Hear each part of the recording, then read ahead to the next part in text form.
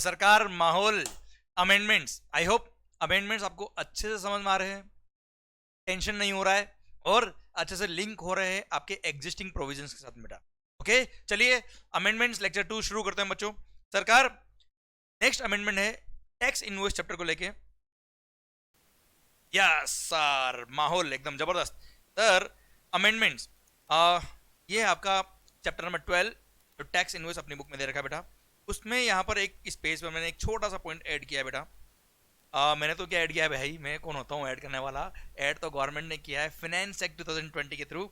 एक पावर दे दिया गवर्नमेंट को, सर एक पावर दे दिया गवर्नमेंट को कि वो चाहे तो कुछ गुड्स, कुछ सप्लाईज ऑफ सर्विसेज को या कैटेगरी ऑफ सप्लाईज को नोटिफाई कर सकते हो, नोटिफाई करके बोल सकते हैं कि इन कैटेगरीज ऑफ सप्लाईज के लिए sir time limit to issue the invoice ये रहेगा, मैनर ऑफ इशूइंग इनवॉइस ये रहेगा। क्लियर? तो सर एक पावर दे दिया गवर्नमेंट को एडिशनली, और कोई खास बात नहीं है। सरकार एक प्रोवाइजो ऐड कर दिया, clause a of proviso to rule number 30 section number 31 sub section 2 add किया बेटा। कोई खास बात नहीं, पावर दिया केवल, पढ़ लो ध्यान से। पावर क्या बच्चों? द गवर्नमेंट में on the recommendation of the council by notification specify the category of persons, sorry, category of services or supplies in respect of which a tax invoice shall be issued within such time and in such manner as may be prescribed। Sir government ने बस एक power introduce कर दिया, सरकार section के through ये power दे दिया government को कि वो चाहे तो कुछ कैटेगरी ऑफ सप्लाईज को या सर्विसेज को नोटिफाई करके इन कैटेगरी ऑफ सप्लाईज के केस में इस टाइम के अंदर आपको इनवॉइस इशू करना है और इस मैनर में इशू करना है। क्लियर? बस एक पावर दे दिया गवर्नमेंट को सो दैट किसी भी कैटेगरी को अभी नोटिफाई करना हो तो कर सकते हैं एंड मोमेंट पर, कोई इस पावर की जरूरत। क्लियर? पावर पहले से देके रख लिया। आइए सरकार, अच्छा जैसे ई इनवॉइस इशू करना है, ये भी तो एक तरह से पावर है गवर्नमेंट को। क्लियर? तो उस पावर को यूज करते हैं, ये इस तरह के पावर्स को इंट्रोड्यूस। आइए सरकार, फिर जो एक अमेंडमेंट हुआ है वो अमेंडमेंट क्या किया है गवर्नमेंट ने? सर एचएसएन कोड की रिक्वायरमेंट, बड़ा ही अच्छा पॉइंट ऐड किया है, ध्यान रखो बच्चों। सर एचएसएन कोड इश्यू करने के लिए सर हमने पहले पढ़ा था सर कि अप टू 1.5 करोड़ टर्नओवर है तो एचएसएन की जरूरत नहीं है, 1.5 करोड़ से लेकर 5 करोड़ है तो दो डिजिट, उससे ऊपर है तो 4 डिजिट्स। क्लियर? ये अमेंड हो गया है with effect from 1 April 2021। HSN code की रिक्वायरमेंट को चेंज कर दिया और बोल दिया कि अगर प्रेसिडिंग फाइनेंशियल ईयर में आपका aggregate turnover was up to ₹5 crore, if it was up to ₹5 crore तो आपको 4 डिजिट एचएसएन कोड लिखना है।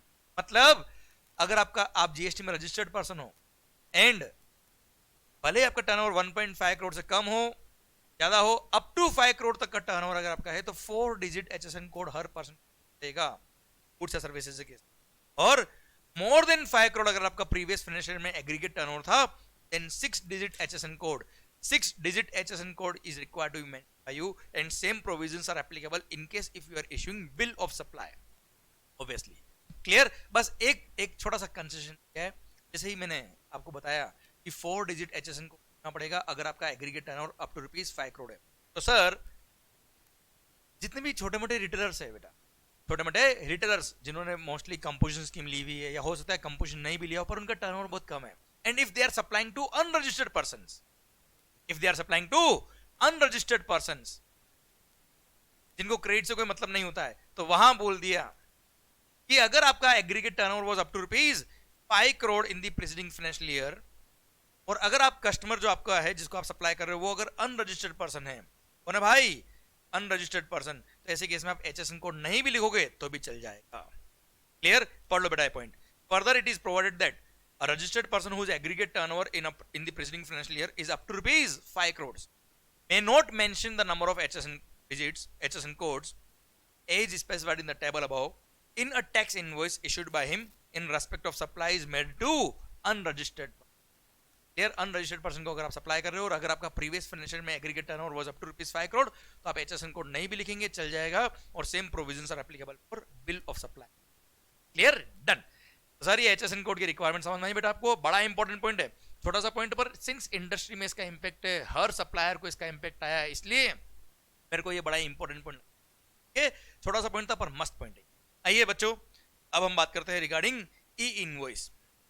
सर ई इनवॉइस के प्रोविजंस हमने ऑलरेडी पढ़ लिए थे बेटा, ये एप्लीकेबल हो गए थे, पर सर यहां अमेंडमेंट हुआ। बच्चों सुनना ध्यान से, हमने पढ़ा था कि अगर किसी भी प्रीसीडिंग फाइनेंशियल ईयर फ्रॉम 2017-18 मतलब 2017-18 फाइनेंशियल ईयर से लेकर अब तक किसी भी प्रीसीडिंग फाइनेंशियल ईयर में अगर आपका aggregate turnover was more than rupees 500 crores was more than rupees 500 crores तो आपको ई इनवॉइस के प्रोविजंस एप्लीकेबल होंगे, जिसको रिड्यूस करके 1 जनवरी 2021 से 100 करोड़ पे ले आए थे। कहा था बेटा 100 crore with effect from 1 January 2021 पर उसको फर्दर रिड्यूस कर दिया और ई इनवॉइस के प्रोविजंस उन सारे एसएससी पे अप्लाई कर दिया जिनका भी aggregate turnover during any preceding financial year from 2017-18 onward was exceeding rupees 50 crores। मतलब ई इनवॉइस की के प्रोविजंस की एप्लीकेबिलिटी को बढ़ा दिया और एसएससी बेस को बढ़ा करते हुए गवर्नमेंट ने बोल दिया कि अगर किसी भी रजिस्टर्ड पर्सन का 2017-18 ऑनवर्ड्स फाइनेंशियल ईयर में किसी भी फाइनेंशियल ईयर में अगर aggregate turnover exceeding rupees 50 crore था, सब पे ई इनवॉइस के प्रोविजंस एप्लीकेबल हो जाएंगे। क्लियर? तो बस अमेंडमेंट ये हुआ है बेटा कि पहले जो 500 करोड़ की लिमिट थी उसको पहले कम करके 100 करोड़ किया, 100 करोड़ को फर्दर कम करके 50 करोड़ कर दिया और अभी एप्लीकेबल कितना है 50 करोड़, जो आपको याद रखना पड़ेगा एग्जाम्स के। ये अमेंडमेंट हुआ है, देखो मैंने यहां लिखा भी कि aggregate turnover limit reduced from 500 crore to 100 crore with effect from 1 January 2021 and which is further reduced to rupees 50 crore with effect from 1st of April 2021 और अल्टीमेटली आपको 50 करोड़ से ऊपर अगर आपका टर्नओवर था किसी भी फाइनेंशियल ईयर में from 2017-18 onwards then you need to comply with the provisions of e-invoice। Clear? बाकी ई इनवॉइस के प्रोविजन नहीं है। माहौल सरकार आइए, डायनामिक क्यूआर कोड सर। अच्छा, ई इनवॉइस के प्रोविजंस एप्लीकेबल थे कब? अगर आपने B2B की सप्लाई करी है या आपने एक्सपोर्ट्स के लिए कोई ट्रांजैक्शन किया है, सप्लाईज मेड, कौन से वाले? B2B मतलब अगर आप रजिस्टर्ड और कस्टमर भी कौन है? रजिस्टर्ड है, या आपने एक्सपोर्ट्स के लिए कोई बिल इश्यू किया है तो वहां ई इनवॉइस के प्रोविजन लगेंगे अगर आपका टर्नओवर एक्सीडिंग 50 करोड़ था। अब आ रहा है क्या? QR code, dynamic QR code. Sir इसके लिए प्रोविजन क्या है बेटा? सुनना बच्चों ध्यान से, अगर किसी भी रजिस्टर्ड पर्सन जिसका प्रीवियस फाइनेंशियल ईयर में, सुनो वापस से ध्यान से, इन any of the preceding financial year from 2017-18 onwards, same words, in any of the preceding financial year from 2017-18 onwards अगर आपका aggregate turnover was exceeding rupees 500 crore, यहां 500 करोड़ ही है बेटा, इसको कम नहीं किया। Clear? Is exceeding rupees 500 crore, तो ऐसे केस में आप जितने भी B2C के बिल इश्यू कर रहे हो, बिजनेस टू कंज्यूमर, मतलब अगर आपके कस्टमर्स अनरजिस्टर्ड पर्सन है तो जिस अनरजिस्टर्ड कस्टमर को आप बिल इश्यू कर रहे हो उस पर डायनेमिक क्यूआर कोड मेंशन करना कंपलसरी होगा। डायनेमिक क्यूआर कोड क्या होता है मैं तुम्हें थोड़ा हिंट दे देता हूं बेटा। जैसे अच्छा ये B2C के इनवॉइस में लगेगा बेटा। अच्छा ध्यान देना बेटा, डायनेमिक क्यूआर कोड क्या होता है? आजकल आप कई बार देखना किसी भी शोरूम पे गए हो, किसी भी दुकान पे अगर आप शॉपिंग करने गए हो तो वहां पर पेटीएम करो, गूगल पे, फोन पे, वहां पे वो स्टैटिक क्यूआर कोड प्रिंटेड वहां पे लगे हुए, पेस्ट किए होते हैं उनके शोरूम पे, स्टिकर लगा होता है, आपने देखा वो स्टिकर वहां पे पेस्ट किया होता है और आपको वो बोलता है पेमेंट करने के लिए। आप क्या करते हो, गूगल पे या फोन पे जो भी आप एप्लीकेशन ओपन करते हो, क्यूआर कोड को स्कैन करते हो, तो दुकान का नाम आ जाता है, आपसे पूछता है अमाउंट कितना है, आपने मान लो 420 रुपए का कुछ परचेज किया, आप हो ही 420 बेटा। क्लियर? तो आपने मान लो 420 रुपए का कुछ परचेज किया जो आपको पेमेंट करना था, आपने 420 वहां टाइप किया, फिर ओके किया, पासवर्ड डाला और पेमेंट हो आया ना। यह है स्टैटिक क्यूआर कोड, तो फिक्स रहता है वहां पे अमाउंट आपको खुद। अब डायनेमिक क्यूआर कोड में क्या होगा, जिन पर्संस का aggregate turnover in any of the preceding year from 2017-18 onwards was more than rupees 500 crore, उन्हीं के लिए एप्लीकेबल है if they are making B2C supply. If they are supplying to unregistered persons, तो ऐसे केस में जो भी B2C सप्लाई वो कर रहे हैं उनके इनवॉइसेस को डायनेमिक क्यूआर कोड लिखेंगे। अब डायनेमिक क्यूआर कोड में क्या होगा, कस्टमर जब उस क्यूआर कोड को स्कैन करेगा तो सर उसमें पूरा इनवॉइस लिंक्ड हो रखा है बेटा, आया ना। अब इनवॉइस लिंक्ड है उस डायनेमिक क्यूआर कोड में, सर उस कस्टमर को डायरेक्ट पेमेंट करना है, मतलब उसको अमाउंट की जरूरत नहीं है, ऑटो फिल होके आएगा अमाउंट। मान लो आपने सर इस बार 10,000 रुपए का कुछ परचेज किया उस दुकान शोरूम से, जिसका एग्रीगेट टर्नओवर 500 करोड़ एक्सीडेड था in the any of the preceding financial year from to. तो ऐसे केस में जब उस क्यूआर कोड को आप स्कैन करेंगे डायरेक्टली, सर आपके बैंक में, आप बैंक के साइट पे ले जाएगा और आपसे पूछेगा कितना आपको जो पासवर्ड वगैरह पूछना हो आपको फिल करने की डायनेमिक मींस हर कस्टमर जब आएगा, किसने उसका 10,000 का 500 का परचेज किया क्लियर, तो हर एक क्यूआर कोड अलग होगा, डायनेमिक क्यूआर चेंज होता रहता है, हर इनवॉइस पे चेंज होगा बेटा। Here that dynamic QR code will be unique for each individual customer। समझे मेरी बात? अब वो भले ही जो कस्टमर है वो पेमेंट जो कर रहा है, भले ही वो स्कैन करके किसी इलेक्ट्रॉनिक मोड से पेमेंट कर रहा है या हो सकता है वो कैश से पेमेंट कर रहा है, पर सर उसको डायनेमिक क्यूआर कोड देना पड़ेगा। प्लस सेकंड थिंग, अगर वो किसी और मोड से पेमेंट कर रहा है जैसे कैश पेमेंट, तो cross reference of the payment डालना पड़ेगा उसको इस इनवॉइस पर। भाई इसने मेरे को पेमेंट किया इस मोड से किया, हो सकता है स्टैटिक क्यूआर कोड से पेमेंट हो सकता है किसी और मोड से पे किया हो, तो लिंक करना पड़ेगा उस इन पे, cross reference of that payment देना पड़ेगा, तब माना जाएगा कि समझे मेरी बात? इस तरह से ये ऑपरेट होता है। क्लियर? तो मैं रिपीट करता हूं, मैंने प्रोविजन पूरा पढ़ा दिया बेटा। सरकार ये बोल दिया बेटा कि गवर्नमेंट ने बोल दिया कि जो भी रजिस्टर्ड पर्सन जिसका aggregate turnover previous in any of the preceding financial year from 2017-18 onwards, 17-18 से बाद 17-18 से किसी भी फाइनेंशियल ईयर में अगर उसका aggregate turnover was more then ₹500 crore, तो अगर वो B2C सप्लाई करता है, अनरजिस्टर्ड पर्सन को सप्लाई करता है, तो उसको अपने इनवॉइसेस पर डायनेमिक क्यूआर कोड प्रिंट करके देना पड़ेगा। समझे मेरी बात? पर ये प्रोविजन अप्लाई नहीं होगा in case of following person, इन लोगों के केस में ये प्रोविजन अप्लीकेबल नहीं है। कौन कौन? Insurer, banking company, financial institution including NBFC। Second GTA। Third passenger transport service suppliers, supplier of service by way of admission और exhibition of cinematographic film in multiplex screen, and supplier of OIDR services located in non-taxable territory, so netflix.com। Clear? इन लोगों को ये provision dynamic QR बल नहीं है, बाकी सब बल रहेंगे। क्लियर? डन। अच्छा, cross reference of the payment का बात आपसे कर लिया बेटा, पढ़ लो, भली करना है तो पढ़ लो एक बार। Provided that where such registered person makes a dynamic QR code available to the recipient through a digital display. जैसे मान लो क्या होता है बेटा, जो पॉश मशीन होती है ना बेटा, जिसके थ्रू आप कार्ड से पेमेंट कर, पॉश मशीन पे ही उसने डिस्प्ले कर दिया क्यूआर कोड को, या किसी और डिजिटल डिस्प्ले पे उसने क्यूआर कोड डिस्प्ले कर दिया, जिसको स्कैन करके आपने पेमेंट कर दिया है, किसी भी मोड से आपने पेमेंट, तो पेमेंट का क्रॉस रेफरेंस इनवॉइस पे मेंशन कर देगा, तो ये मान लेंगे कि डायनामिक क्यूआर की रिक्वायरमेंट को, अगर डिजिटल डिस्प्ले के थ्रू उसने डायनामिक क्यूआर कोड कस्टमर को अवेलेबल करवा दिया, then such B2C invoice issued by such registered person containing cross reference of the payment, cross reference of the payment using a dynamic QR code shall be deemed to be having QR code। है ना, cross reference of payment देना पड़ेगा उसको, invoice में मान लेंगे कि QR code की। फर्दर ध्यान रखिएगा बेटा, द गवर्नमेंट इज वेव्ड, और तो ध्यान रखिएगा बेटा, सर पता है डायनेमिक क्यूआर के कोड के प्रोविजन क्या आप लोग सारी बड़े बड़े शॉपिंग मॉल से परचेसिंग क्या है, बिग बाजार ये वो, सर वहां पे तो डायनेमिक, सर मैं बता देता हूं, no doubt sir dynamic QR code के प्रोविजंस 1 अप्रैल 2020 से 2021 से एप्लीकेबल कर दिए, पर 1 अक्टूबर 2020 से, पर सर 30 जून 2021 तक, 30 जून 2021 तक ऑप्शनल रखा हुआ है कि आपको डायनेमिक क्यूआर कोड कस्टमर को देना है तो दीजिए, नहीं देना है तो कोई बात नहीं, पर 1 जुलाई 2021 से कंपलसरी हो जाएगा।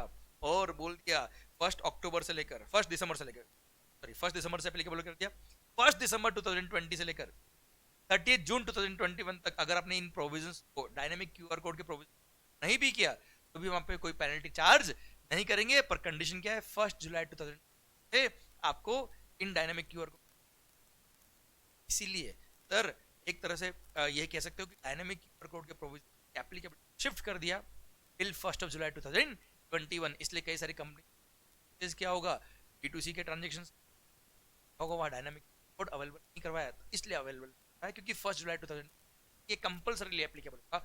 अभी कंपलसरीली एप्लीकेबल नहीं है, ऑप्शन दिया आपको डायनामिक क्यूआर कोड करे, नहीं तो कोई बात। क्लियर? डन। तो पेनल्टी वेव कर दी कुल मिला के 30 जून 2021 तक अगर डायनामिक क्यूआर कोड के प्रोविजन क्लियर? इसी के साथ भारत माता की जय। जो मैंने आपको समझाया वही मैंने अपने को सिंपल लैंग्वेज में दे रखा है मैंने। क्लियर? ये डायनामिक क्यूआर कोड के प्रोविजंस। अब ओके, ये सर तो छोटे से प्रोविजंस में अमेंडमेंट था, छोटा सा अमेंडमेंट था ये अपना इनवॉइस चैप्टर के अंदर। आ गए अब हम कहा, रिटर्न्स अंडर जीएसटी।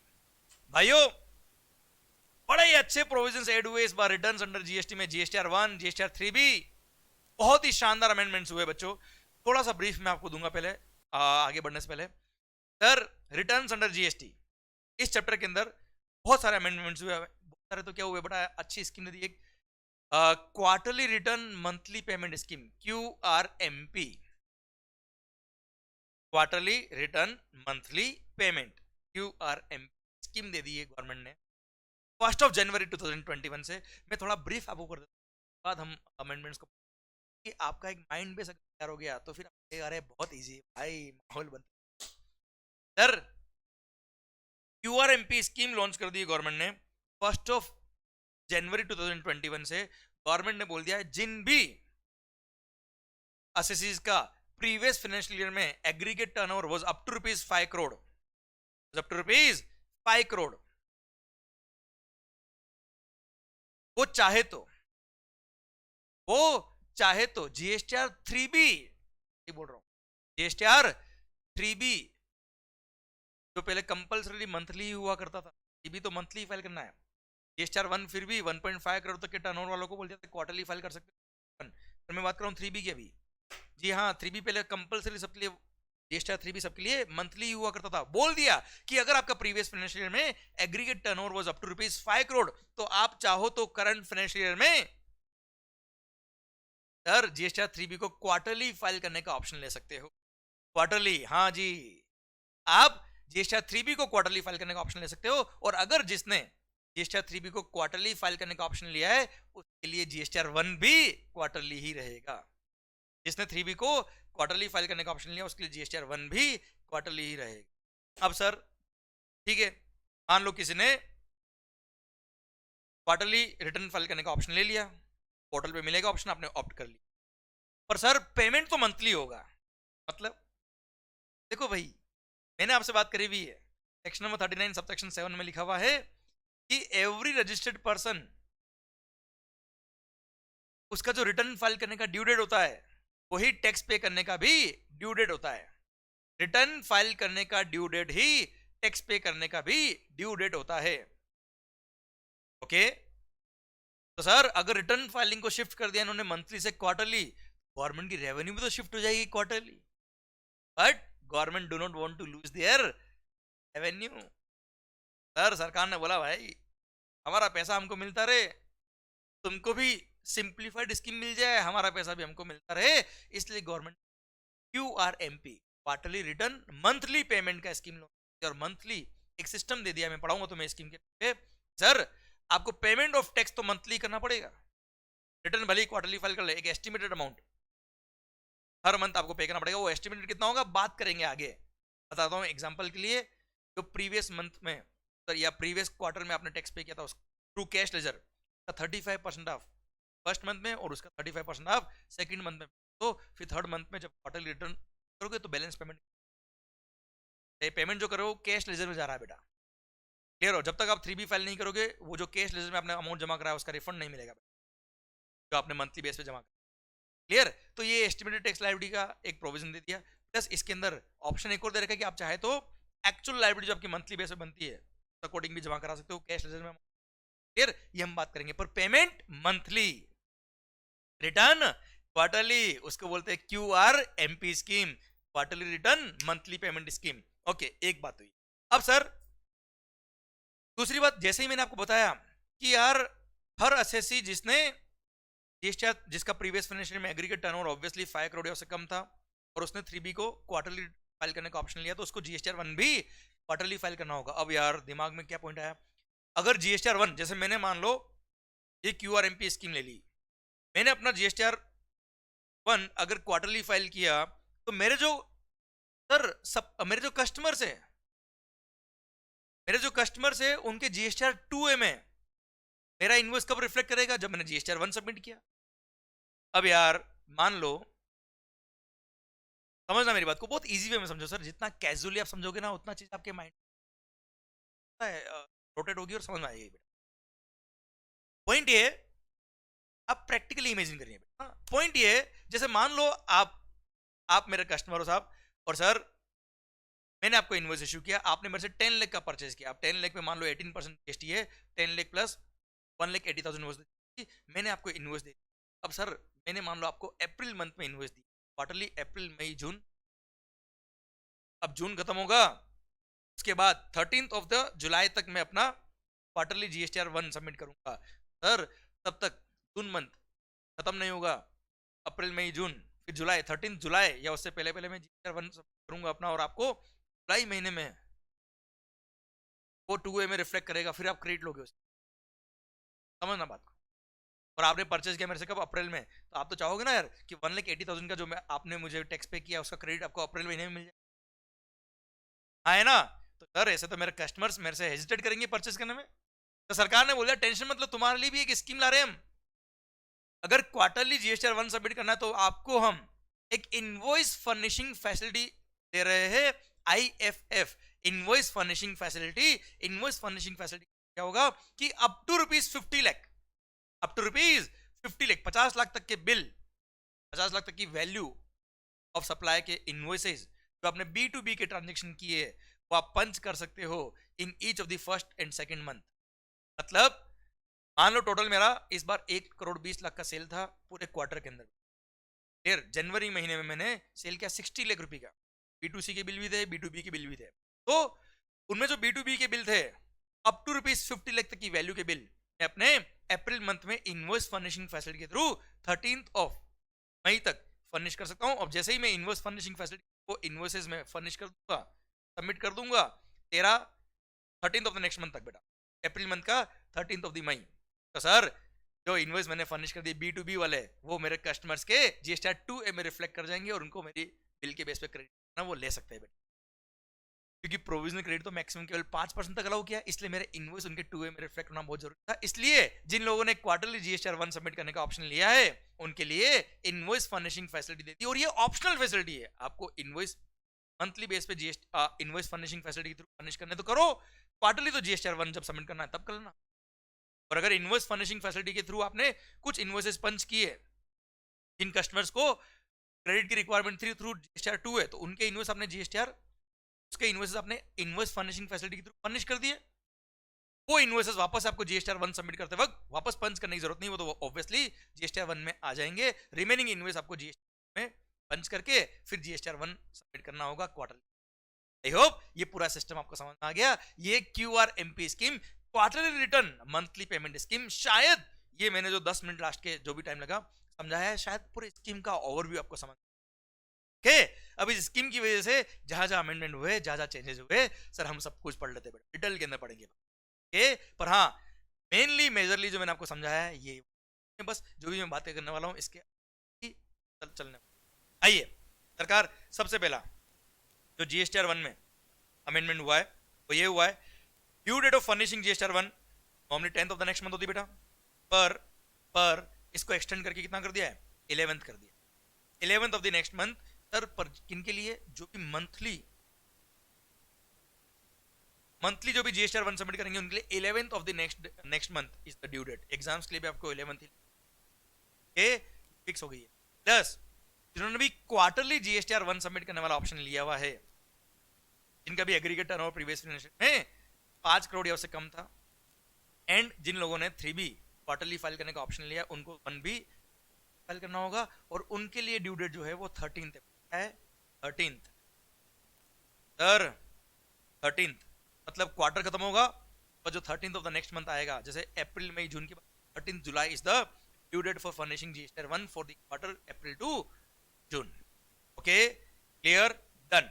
सरकार ये 1 जनवरी 2021 ओके फर्दर बोल दिया है कि क्वार्टरली जीएसटीआर 1 सबमिट करोगे तो जो फर्स्ट और सेकंड मंथ होंगे, first and second month of the quarter, उसके लिए आपको इनवॉइस फर्निशिंग फैसिलिटी दी गई है।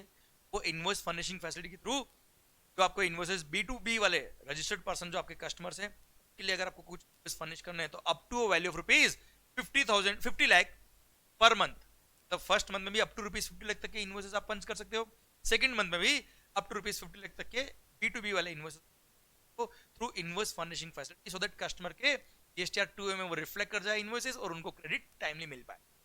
क्लियर? और उसका भी ड्यू डेट क्या होगा बेटा? 13th, मतलब 13th of the next month is the due date for furnishing invoices in invoice furnishing facility. अगर आपने 13th तक इनवॉइस फर्निशिंग फैसिलिटी में वो इनवॉइस फर्निश नहीं किए तो सर उसके बाद जो भी इनवॉइस आप फर्निश करोगे वो अगले महीने के जो इनवॉइस फर्निशिंग फैसिलिटी होगी उसमें माना जाएगा, उसमें। क्लियर? जैसे अप्रैल मंथ का कोई इनवॉइस था, आपको टाइम दिया है क्या? 1 मई से लेकर अप्रैल मंथ की बात करूं, अगर आपने for MP scheme April month का इनवॉइस 1 मई से लेकर 13 मई तक आप अपलोड कर सकते हो, B2B वाले फर्निश कर सकते हो इन इनवॉइस फर्निशिंग फैसिलिटी, B2B वाले इनवॉइस अप टू ₹50 लाख। अगर कोई इनवॉइस आपने पंच नहीं किया, B2B का था और आपने 14 मई को पंच किया, सर मई महीने का जो इनवॉइस फर्निशिंग फैसिलिटी होगा जो 13th ऑफ जून तक फर्निश करना है वो मई मंथ में काउंट होगा और कस्टमर को फिर मई महीने में क्रेडिट मिलेगी, बट अप्रैल महीने में नहीं मिलेगी। क्लियर? तो ड्यू डेट तक फाइल करना कंपल्सरी है। तो up to a cumulative value of ₹50 lakh in each of the month आप फर्स्ट और सेकंड मंथ में इनवॉइस फर्निशिंग करके कर सकते हो, पर केवल आपके कस्टमर्स अगर रजिस्टर्ड पर्सन है तो। कि कस्टमर अगर अनरजिस्टर्ड है तो उनको वैसे भी क्रेडिट चाहिए ही नहीं बेटा, तो क्यों फालतू आप इनवॉइस फर्निशिंग फैसिलिटी में पंच करोगे? इसलिए रजिस्टर्ड पर्सन को आपने जो बेचा है उन्हीं के लिए ऑब्वियसली, और उसकी भी ड्यू डेट क्या है बेटा? 13th ऑफ द नेक्स्ट, समझे? तो GSTR 1 की भी 13th हो गई और IFF फैसिलिटी के लिए भी 13th of the next month is the due date for respective first and second. माहौल सरकार, एक बात तो ये होगी। ओके सर, और जो इनवॉइसेस आपने फर्निश कर दिए इन इनवॉइस फर्निशिंग फैसिलिटी वो वापस आपको GSTR 1 में जरूरत नहीं, डबल डुप्लीकेशन तो करेंगे। ठीक है सर? अब एक और पॉइंट जो ऐड हुआ, बड़ा अच्छा पॉइंट ऐड हुआ है, बहुत ही शानदार पॉइंट ऐड हुआ है। देखो बच्चों, समझो इंडिया में जो गेम चल रहा है बेटा बोगस बिल का, उसमें क्या होता है, तो सबसे बड़ी दिक्कत गवर्नमेंट को आ रही थी वो ये आ रही थी कि एसएससी अपने GSTR 1 तो सब या अभी इनवॉइस फर्निशिंग फैसिलिटी तो इनवॉइसेस फर्निश कर देगा, GSTR 1 सबमिट कर देगा, कस्टमर के 2A में चली जाएगी और कस्टमर अपना क्रेडिट ले लेगा, पर इधर से भाई साहब अपने 3B फाइल नहीं कर। अब सप्लायर ने अपना 3B फाइल नहीं किया, मतलब गवर्नमेंट को टैक्स नहीं मिला, और कस्टमर ने तो 1 के थ्रू, मैंने 1 सबमिट कर दिया, मेरे 1 की वजह से उसके 2A में क्रेडिट रिफ्लेक्ट हो गई, उसने तो क्रेडिट ले लिया और हमने सरकार को टैक्स जमा कराया ही नहीं। हाँ भाई, सरकार के तो मजे हो गए, इतना बड़ा लॉस होगा रेवेन्यू का उनको। इसलिए एक बड़ा अच्छा प्रोविजन यहां इंसर्ट कर दिया गवर्नमेंट ने और बोल दिया कि सर बार बेवड़ो, वो बार नहीं, हाँ बार ऑन फाइलिंग ऑफ GSTR 1 और यूजिंग इन। सर अगर आपने पिछले 2 महीने से GSTR 3B सबमिट नहीं, जिन्होंने मंथली स्कीम ले रही, क्वार्टरली रिलीज करना, तो सर पिछले 2 महीने का अगर आपने GSTR 3B नहीं सबमिट किया, सर अब आप GSTR 1 सबमिट ही नहीं कर पाएंगे या इन्वेस्ट नहीं, समझे? इस तरह की रेस्ट्रिक्शन क्वार्टरली है उनके लिए, टैक्स पीरियड आया ना, पढ़ो बेटा 3 पॉइंट लिखे, थीम समझ में आया बच्चों? माहौल, not withstanding anything content in this rule, a registered person shall not be allowed to furnish the details of outward supplies of goods or service or both under section number 37 in form number GSTR 1 if he has not furnished the return in per 3B the preceding 2। इसलिए 2 में जिसका monthly scheme है उसकी बात करो मैं पहले, ए point जो है वो मंथली वालों के लिए क्लियर, जिनके लिए भी मंथली स्कीम था उन लोगों ने लास्ट 2 महीने का अगर 3B फाइल नहीं किया, मतलब सरकार को टैक्स पे नहीं किया, अब वो GSTR 1 सबमिट नहीं कर। अब बात कर रहा हूं जिनके लिए क्वार्टरली था बेटा, क्वार्टरली वाला clear, the persons who are required to submit returns on quarterly basis, उन्होंने सर अगर details of outward supplies of services goods उनको अलाउ नहीं करेंगे इन GSTR 1 और invoice furnish, if he has not furnished the return in form number GSTR 3B for preceding tax period। भाई sir president tax period मतलब 3 महीने हो गए, quarter है ना बेटा, जिन लोगों ने क्वार्टर फाइल करने का ऑप्शन लिया उन्होंने प्रेसिडेंट टैक्स पीरियड का अगर 3B सबमिट नहीं किया तो करंट टैक्स पीरियड का GSTR 1 या इनवॉइस फर्निशिंग वो नहीं। क्लियर? क्योंकि अच्छा इसमें दो टैक्स पीरियड नहीं बोला, इसमें प्रेसिडिंग टैक्स पीरियड बोला है, क्योंकि प्रेसिडिंग टैक्स पीरियड का मतलब ही अपने आप में 3 महीने हो गए भाई, क्योंकि क्वार्टरली जीएसटी 3B सबमिट करना था। तो सर जिनके लिए मंथली स्कीम था उनको बोल दिया लास्ट 2 महीने के 3B सबमिट नहीं किए, हम आपको जीएसटी 1 सबमिट करने का ऑप्शन नहीं देंगे। और जिनके लिए क्वार्टरली था उनको बोल दिया तुमने अगर प्रीवियस टैक्स पीरियड का प्रीवियस टैक्स पीरियड का 3B सबमिट नहीं किया तो हम आपको इनवॉइस फर्निशिंग फैसिलिटी के थ्रू या जीएसटी 1 के थ्रू हम आपको इनवॉइस फर्निश करने का ऑप्शन नहीं देंगे, बार कर देंगे। लास्ट सर ये वो लोग है 99% से ज्यादा क्रेडिट, 99% से ज्यादा आप इलेक्ट्रॉनिक क्रेडिट लेजर को यूज नहीं कर पाएंगे बेटा, कहता है रूल नंबर 86B। सर उनके लिए पॉइंट है बेटा, उनको भी बोल दिया सर पढ़ो, रेस्ट्रिक्शन लगा दी उनके लिए भी जीएसटी 1 सबमिट करने की। Registered person who is restricted, इस पे वो रेस्ट्रिक्शन लगा दी गई है 99% की, मतलब जिसका किसी पर्टिकुलर मंथ में more than ₹50 lakh value of taxable goods और टैक्सेबल सर्विसेज था। क्लियर? सर उसको बोल दिया है कि ऐसे पर्सन को सिंस उसका ऑलरेडी भाई 50 लाख से ज्यादा value of outward supply of goods जो टैक्सेबल है, बोल दिया shall not be allowed to furnish the details of outward supply of goods or service or both the section number 37 in form number GSTR1 or using the invoice if he has not furnished the return in 3B for the preceding tax period। ये बोल दिया क्या, आपने अगर presiding tax period के लिए presiding tax period, अब presiding tax period हो सकता है उसने मंथली वाला ऑप्शन लिया हो सकता है उसने क्वार्टरली वाला ऑप्शन लिया। क्लियर? पर जिस पर रूल नंबर 86B अप्लाई होता है, जिस पर रूल नंबर 86B अप्लाई होता है उसने अगर प्रेसिडिंग टैक्स पीरियड, अच्छा टैक्स पीरियड का मतलब क्या होता है, वो पीरियड जिसके लिए आपको tax is required to be paid बेटा, return is required to be filed. Clear? Tax period मतलब वो पीरियड जिसके लिए आपको रिटर्न फाइल करना होता है, रिटर्न मतलब 3B। अगर आपने मंथली ऑप्शन ले रखा है तो क्वार्टरली। अगर आपने प्रीवियस टैक्स पीरियड का 3B सबमिट नहीं किया और आप पर रूल नंबर 86B अगर अप्लाई होता है तो ऐसे केस में आपको सर कोई रिटर्न फाइल करने, कोई जीएसटी 1 सबमिट करने का ऑप्शन नहीं मिलेगा और इनवॉइस नहीं मिलेगी। कुल मिला के सर ये बोल दिया कि नॉर्मल लोगों ने जिसने मंथली रिटर्न फाइल करने का, नॉर्मल लोगों के लिए प्रीसीडिंग 2 मंथ का 3B सबमिट नहीं किया तो 1 नहीं फाइल कर पाए। क्वार्टरली वाला ऑप्शन ले रखा है, इसको बोल दिया प्रीसीडिंग टैक्स पीरियड का अगर आपने 3B फाइल नहीं किया तो 1 सबमिट या IFF किया जाएगा। और थर्ड जिस पर रूल नंबर 86B अप्लाई होता है उसने अगर प्रेसिडिंग टैक्स पीरियड का अगर 3B सबमिट नहीं किया, भले वो टैक्स पीरियड उसके क्वार्टरली टैक्स पीरियड का अगर उसने 3B सबमिट नहीं किया तो आपको रजिस्टर 1 सबमिट करने का ऑप्शन नहीं मिलेगा या IFF का ऑप्शन आपको नहीं मिलेगा, सो दैट आपके कस्टमर्स को क्रेडिट। क्लियर? डन। बड़ा अच्छा सेक्शन ऐड हुआ है बेटा, बड़ा अच्छा पॉइंट ऐड हुआ है बेटा। क्लियर? ये रूल नंबर 18, रूल नंबर 59, सब रूल नंबर 5 एंड सब। क्लियर? डन। आइए बच्चों आगे जो एक और पॉइंट हमने ऐड, HSN कोड की रिक्वायरमेंट जो हमने लास्ट टैक्स इनवॉइस चैप्टर में पढ़ी थी वही यहाँ पे मैंने रिपीट करी है। रिटर्न फाइलिंग में भी रिक्वायरमेंट होती है सर, जिसका भी प्रीसीडिंग फाइनेंशियल में aggregate turnover was up to ₹5 crore तो 4 डिजिट HSN कोड लिखना पड़ेगा, मोर देन ₹5 करोड़ तो उनको 6 डिजिट HSN कोड हम ऑलरेडी। आइए ये आ गया आपका इनवॉइस फर्निशिंग फैसिलिटी। सर अब इनवॉइस फर्निशिंग फैसिलिटी जो मैंने आपको समझाया है, बताया है, उसी को डिटेल्ड में एक एक पॉइंट को एक्सप्लेन करते हुए यहाँ पर एक प्रोविजन ऐड कर दिया है, invoice furnishing facility rule number 59 सब रूल नंबर 5 सर, जिसको सर्कुलर के थ्रू क्लेरिफाई किया बेटा। ये सर्कुलर है बेटा। सर्कुलर में क्या होता है, हर एक पॉइंट को डिटेल में डिपार्टमेंट क्या करता है, एक्सप्लेन करता है तो जनता को समझ, पर वैसे भी हम मैक्सिमम बातें कर चुके हैं।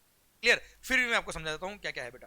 पहली बात तो ये जिन्होंने भी QRMP स्कीम लिया है, क्वार्टरली रिटर्न मंथली पे है कि आपको GSTR 1 भी क्वार्टरली सबमिट, तो जिनको क्वार्टरली GSTR 1 सबमिट करना उन लोगों के लिए सर एक प्रॉब्लम हो जाएगी, कस्टमर को क्रेडिट क्वार्टरली मिल पाएगा फिर तो उनके 2A में क्वार्टरली जाएगी क्रेडिट बेटा। इसलिए उनको बोल दिया कि नहीं नहीं तुम तो तुम्हारे को इनवॉइस फर्निशिंग फैसिलिटी दिया गया है। इनवॉइस फर्निशिंग फैसिलिटी के आप क्या कर सकते हो, एवरी मंथ जो B2B के आपके सप्लाईज हुए हैं कि आप उनके इनवॉइसेस आप मंथली बेसिस पे पंच कर सकते हो थ्रू इनवॉइस फर्निशिंग फैसिलिटी। और किसी पर्टिकुलर मंथ का आपको जो इनवॉइसेस पंच है वो B2B ट्रांजैक्शन होना चाहिए और उस मंथ के total up to maximum ₹50 lakh तक की वैल्यू तक के इनवॉइसेस आप पंच कर पाएंगे किसी पर्टिकुलर मंथ में और इनवॉइस। क्लियर? और हाँ ध्यान रखना उसका ड्यू डेट क्या है बेटा, जिस पर्टिकुलर मंथ के लिए आप इनवॉइस फर्निशिंग वो मंथ खत्म होने के बाद 1 तारीख से लेकर 13th of the next month तक, जैसे अप्रैल मंथ की बात करें तो 1 मई से 13th ऑफ द मई तक आप जीएसटीआर सॉरी इनवॉइस फर्निशिंग के invoices furnish same way second month के लिए भी आया ना, और थर्ड मंथ के लिए तो जीएसटीआर 1 है। जो इनवॉइसेस आपने इनवॉइस फर्निशिंग फैसिलिटी के थ्रू फर्निश कर दिए उसको वापस जीएसटी जरूरत नहीं है, वो ऑटोमेटिक लिंक हो जाए। अच्छा, ये फैसिलिटी क्यों दी? ये फैसिलिटी इसलिए दी सो दैट आपने जो इनवॉइसेस पंच किए थ्रू जीएसटीआर 1 या इनवॉइस फैसिलिटी वो कस्टमर के जीएसटीआर 2A में रिफ्लेक्ट हो जाएंगे, और जैसे वो 2A में आएंगे सर उसके बाद वो जीएसटीआर 2B में रिफ्लेक्ट हो जाएंगे। 2B क्या है, इसकी कहानी भी मैं आगे एक्सप्लेन कर। जीएसटीआर 2B क्या होता है मैं तुम्हें बताऊं। क्लियर, समझे मेरी बात? उसका एग्जांपल क्लियर, ओके। अच्छा ध्यान रखना, ये फैसिलिटी है, it is not mandatory. Invoice furnishing facility is just an optional facility. ये आपको अवेलेबल कराई सो दैट आपके कस्टमर्स को ड्यूली क्रेडिट मिल पाए through GSTR 2A and 2। Clear, ठीक सर। अब ध्यान रखना बेटा, जो भी इनवॉइसेस आपने पंच कर दिए थ्रू इनवॉइस फर्निशिंग वापस से आपको जीएसटीआर 1 में सबमिट जरूरत नहीं है। अच्छा, इनवॉइस फर्निशिंग फैसिलिटी केवल B2B के जो ट्रांजेक्शन रजिस्टर्ड पर्सन को जो आपको है वही इनवॉइसेस आप पंच कर पाएंगे through facility. Clear, remaining invoices जो आपने इनवॉइस फर्निशिंग फैसिलिटी के थ्रू पंच नहीं किए वो इनवॉइस, और B2C वाले जितने भी इनवॉइस थे वो सब आपको जीएसटीआर 1 के क्लियर जो आप क्वार्टरली बेस पे सबमिट। क्लियर, और एक लास्ट बात यहाँ जस्ट क्लेरिफाई करने के लिए, the following details of outward supplies of goods और सर्विस और both may be furnished using invoice furnishing. क्या क्या? Invoice wise details of interstate as well as intrastate supplies made to registered person, intrastate हो या interstate हो। Second, debit note या credit note जितने भी आपने इशू किए, if any issued during the month for such invoices which are issued previously. Debit note credit note तो पंच का नहीं, हाँ है ना बच्चों, सो दैट कस्टमर को क्रेडिट मिलेगी या कम करनी, क्रेडिट मिल जाएगी, क्रेडिट नोट होगा तो क्रेडिट कम करनी पड़ेगी कस्टमर। क्लियर, ये आपको इनवॉइस फर्निशिंग थ्रू फर्निश कर सकते हो ये इन्फॉर्मेशन, उसका कुछ भी नहीं। डन, ये इनवॉइस फर्निशिंग फैसिलिटी मैं 2 बार समझा। आइए पॉइंट नंबर 7। अच्छा, ये इनवॉइस फर्निशिंग फैसिलिटी मैंने आगे जो QRMP स्कीम एक साथ पूरा सर्कुलर दिया वहां पे भी रिपीट किया है, ठीक है, तो वापस पढ़ने की। आइए, details of communication of the details of GSTR 1 etc. to the recipient of supply। भाई यहाँ पे अमेंडमेंट करके सारे प्रोविजंस को वापस एक्सप्लेन कर दिया। आप जो GSTR 1 सबमिट कर रहे हो या इनवॉइस फर्निशिंग फैसिलिटी के जो इनवॉइसेस फर्निश कर रहे हो, या आप अगर NRTP हो, नॉन रेसिडेंट टैक्सेबल पर्सन, तो GSTR 5 सबमिट कर, या आप अगर इनपुट सर्विस डिस्ट्रीब्यूटर हो तो GSTR 6 सबमिट कर रहे हो। तो इनको फर्निश करके जो आपने इनवॉइसेस पंच की वो सब रेसिपिएंट के जीएसटीआर 2A में रिफ्लेक्ट कहा करेंगे बेटा, जीएसटीआर 2 प्लस अगर आप TDS डायरेक्टर हो तो जीएसटीआर 7 सबमिट किया होगा, आप TCS कलेक्टर हो तो जीएसटीआर 8 सबमिट किया होगा इलेक्ट्रॉनिक कंप्यूटर ने, या फिर आपने कोई गुड्स अगर इंपोर्ट किया होगा, गुड्स इंपोर्ट किया होगा तो बिल ऑफ एंट्री फाइल करके आपने गुड्स को क्लियर कराया होगा कस्टम से, या आपने डोमेस्टिक टेरिफ एरिया में कोई गुड्स ट्रांसफर किया है फ्रॉम SEZ, आप SEZ की यूनिट हो या डेवलपर हो, उसने क्या किया, कोई गुड्स अगर DT में ट्रांसफर किया तो again bill of entry file करना पड़ता है, उसके थ्रू वो IGST पे करता है, इट इज इंटरस्टेट सप्लाई। तो सर ये जितने भी भले वो GSTR 1 हो, इनवॉइस फर्निशिंग फैसिलिटी हो, GSTR 5 हो, GSTR 6 हो, 7 हो, 8 हो, या IGST पे किया on import of goods from out of India या फ्रॉम SEZ, तो इन सारे केसेस में जितना भी टैक्स पे किया था वो सारे इनवॉइसेस ऑटो पॉपुलेट होके फर्निश हो जाएंगे to the recipient in form GSTR 2A। और अगर रेसिपिएंट कंपोजिशन स्कीम वाला था तो उसके GSTR 4A में आ जाएंगे, और अगर रेसिपिएंट इनपुट सर्विस डिस्ट्रीब्यूटर था तो उसके GSTR 6A में ऑटो पॉपुलेट होके ये इन्फॉर्मेशन क्लियर। तो देखा जाए तो मोटा मोटी ये पॉइंट आपने ऑलरेडी पढ़े हुए थे, इनको वापस से इन्होंने क्या किया है, अरेंज करके। आइए बच्चों क्लियरिटी के साथ लिखा साथ पॉइंट नंबर 8, ये आया कहानी GSTR 2B का, ये नया कहानी। GSTR 2B क्या होता है बच्चों, मेरे प्यारे दोस्तों समझेगा ध्यान से, GSTR 2B क्या होता है सुनो, तो लिंक करना है, नया पॉइंट पहले यहां समझाऊंगा फिर यहां देख लेना। GSTR 2B सरकार ये क्या चीज होती है 2B, समझना बात को ध्यान से, थोड़ा प्रैक्टिकली होकर सोचना पड़ेगा तो अपने आप समझ आएगा। देखो मैंने इधर से GSTR 1 सबमिट किया, मान लो मैं सप्लायर हूं और आप रोहित, आपका नाम मान लो रोहित है सर, मैं यशवंत, आप रोहित, यशवंत ने सप्लाई किया रोहित को, रोहित इज द कस्टमर, हम दोनों जीएसटी में रजिस्टर्ड है, मैं अपना जीएसटीआर 1 सबमिट करूंगा, आपके जीएसटीआर 2A में आएगा। अच्छा, मैंने अगर क्वार्टरली जीएसटीआर 1 का ऑप्शन लिया तो हो सकता है मैंने इनवॉइस फर्निशिंग फैसिलिटी में वो इनवॉइस पंच किया हो, या सर एनआरटीपी हो, इनपुट सर्विस डिस्ट्रीब्यूटर हो, सारे केस में जहां पे भी इनवॉइसेस करने होते हैं और सामने वाले के 2A में रिफ्लेक्ट होता है, इसमें क्या होता है, मैं सप्लायर, मैंने अपने जीएसटीआर 1 में या इनवॉइस फर्निशिंग फैसिलिटी वगैरह में इनवॉइस पंच किया, आप वो कस्टमर, आपके जीएसटीआर 2A में वो इनवॉइस रिफ्लेक्ट कर रहा है। अब 2A में जो इनवॉइस रिफ्लेक्ट करेगा उतना आप क्रेडिट ले पाएंगे, क्लियर। प्लस अगर कोई इनवॉइस रिफ्लेक्ट नहीं करा तो एलिजिबल क्रेडिट का 5% तक का एडिशनल क्रेडिट आप और लेते, ठीक है। अब सुनना बात को, मैं बात कर रहा हूं जनवरी मंथ की। जनवरी मंथ का मैंने जीएसटीआर 1 सबमिट कर दिया, आपके 2A में रिफ्लेक्ट करेगा बेटा। अब आप जब जनवरी मंथ का रेसिपेंट, मिस्टर रोहित की बात कर रहा हूं मैं, रोहित जब जीएसटीआर 2A देखेगा तो उसमें वो क्रेडिट उसको रिफ्लेक्ट कर रही है, तो वो 3B सबमिट करेगा बेटा। जनवरी मंथ का जीएसटीआर 3B रोहित कब सबमिट करेगा बेटा? 20 फरवरी को। रहा है ना होशियारी भाई। जनवरी मंथ का जीएसटीआर 3B रोहित कब सबमिट करेगा? 20 फरवरी को। 20 फरवरी उससे पहले बेटा, मैं मानता हूं 20 फरवरी को ही सबमिट कर रहा है जब लास्ट डेट होती है। अब यार मेरे को एक चीज बताओ, मैंने मान लो कोई इनवॉइस था रोहित के नाम का, वो मैंने फर्निश ही नहीं किया मेरे जीएसटीआर 1 में, नहीं किया मैंने कब फर्निश किया? मार्च मंथ में। मार्च मंथ में मतलब मैंने जनवरी मंथ में भूल गया भाई, वो बिल भी पंच करना था, रह गया मेरे से, और मैंने मार्च में रोहित का वो बिल जो पेंडिंग था मेरी तरफ से, वो मैंने मार्च मंथ में जाके पंच किया मेरे जीएसटीआर 1 में, और रोहित के जीएसटीआर 2 में पता है उस इनवॉइस में लिखा होता है date of issue of invoice, और मैं लिखूंगा उसमें जनवरी मंथ की। तो रोहित के जीएसटीआर 2A में वो इनवॉइस रिफ्लेक्ट करेगा in the month of January. January month के 2A में रिफ्लेक्ट करेगा वो इनवॉइस, समझना 2 मिनट के बात को। पर मैंने वो इनवॉइस कब फर्निश किया? मार्च मंथ में। मार्च मंथ का जब मैं जीएसटीआर 1 सबमिट कर रहा था, मान लो 10 अप्रैल को, तो 10 अप्रैल को जब मैंने जीएसटीआर 1 सबमिट किया मैंने मार्च महीने का, तब मैंने उसमें पंच किया रोहित का ये बिल था साहब, ये बताओ 20 फरवरी को, 20 फरवरी को होगा अपना जी, तो वो मेरा इनवॉइस जो उसके 2A में उस टाइम रिफ्लेक्ट कर ही नहीं रहा, क्या उसका वो क्रेडिट ले सकता? नहीं ले सकता ना बेटा, तो ले ली उसने तो क्रेडिट। उसका टोटल सारे परचेजेस का क्रेडिट था मान लो 2 लाख रुपए, और मेरा जो बिल था उसका क्रेडिट था 10 लाख रुपए। तो वैसे देखा जाए तो जनवरी मंथ का उसका टोटल क्रेडिट होना चाहिए 12 लाख रुपए, 12 लाख रुपए। 2 लाख तो दूसरे लोगों का बिल और 10 लाख का क्रेडिट मेरे बिल के नाम, तो 12 लाख का क्रेडिट होना चाहिए जनवरी मंथ में रोहित के लिए, पर उसके 2A में आ रहा था केवल 2 लाख रुपया बेटा। अब रोहित मैक्सिमम क्रेडिट ले सकता है, कितना ले सकता है बेटा जनवरी मंथ में?